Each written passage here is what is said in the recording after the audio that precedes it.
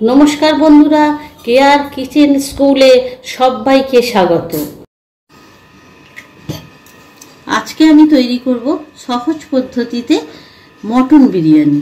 Mutton biryani করার জন্য আমি সাদা তেল কিছুটা পরিমাণ ব্যবহার করছি এবং আমি এর সঙ্গে ঘিও ব্যবহার করব। এতে আমি ফোড়নের জন্য দিয়ে দিচ্ছি জায়ফল, জয়িত্রী, দালচিনি, লবঙ্গ দিয়ে দিলাম আর দুটো তেজপাতা।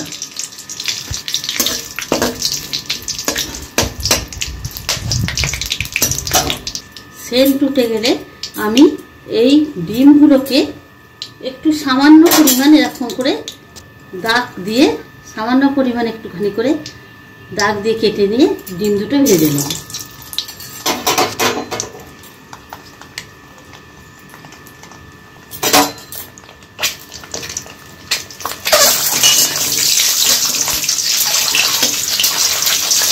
আমি কিন্তু গরম মশলা ফোড়ন দিয়েই আমি এই ডিম দুটো ভেজে নিচ্ছি। আর আমি বিরিয়ানির চালটা আমি ঘরের চালই ব্যবহার করেছি। এই চালটা আমি আপনার 80% সেদ্ধ করে ভাতটাকে 15 মিনিট চালটাকে আগে আমি ভিজিয়ে রেখেছিলাম। রাখার পরে আমি ভাতটা করে একেবারে 80% মতো সেদ্ধ করেছি, করে রেখে দিয়েছি। রেখে জল ঝরতার দিয়েছি, দিয়ে একেবারে ঝরিয়ে জলটা রেখে দিয়েছি। ডিম দুটো আমার ভাজা হয়ে গেছে। ওই ফোড়ন দেওয়া তেলেই আমি দুটো পেঁয়াজ একেবারে মিহি করে কুচিয়েছিলাম, সেটা আমি ভেজে নিই।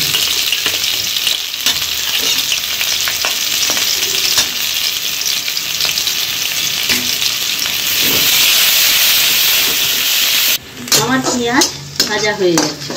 এবারে আমি 2 চামচ, চায়ের চামচের 2 চামচ পেস্ট আদা রসুন এর সাথে দিয়ে দিচ্ছি, দিয়ে তেলে ভেজে নিচ্ছি।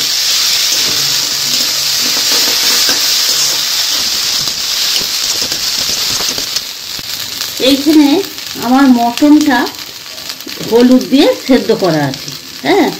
যখন আমার এই মশলা সেন্ট উঠে যাবে তখন আমি মটনগুলো ছেড়ে দেবো, দিয়ে ভেজে নেব।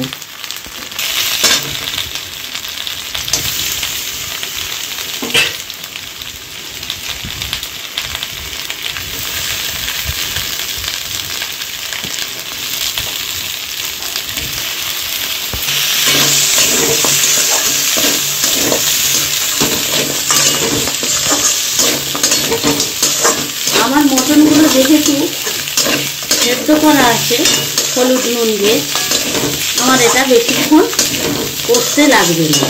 এটা মোটামুটি সেদ্ধই হয়ে আছে।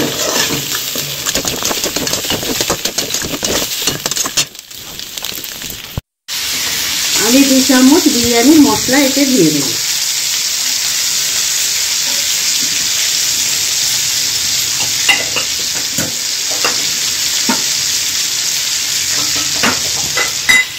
এই চামচটারই 1 চামচ গরম মশলা গুঁড়ো দিয়ে দিলাম।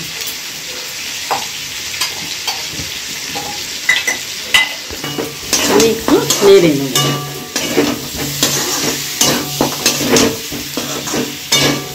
আমার একেবারে মাংসটা, ডিম, মাংস, আলু রেডি হয়ে গেছে। আমি এইবারে এই ভাতটা এবারে দিয়ে দেবো।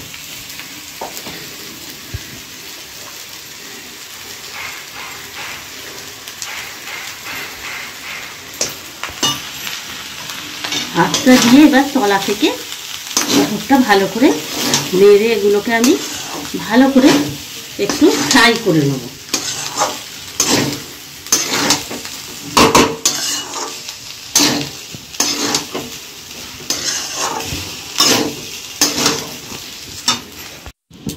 নামাবার আগে আমি একটুখানি বিরিয়ানির মশলা দিয়ে দিলাম, অল্প পরিমাণ।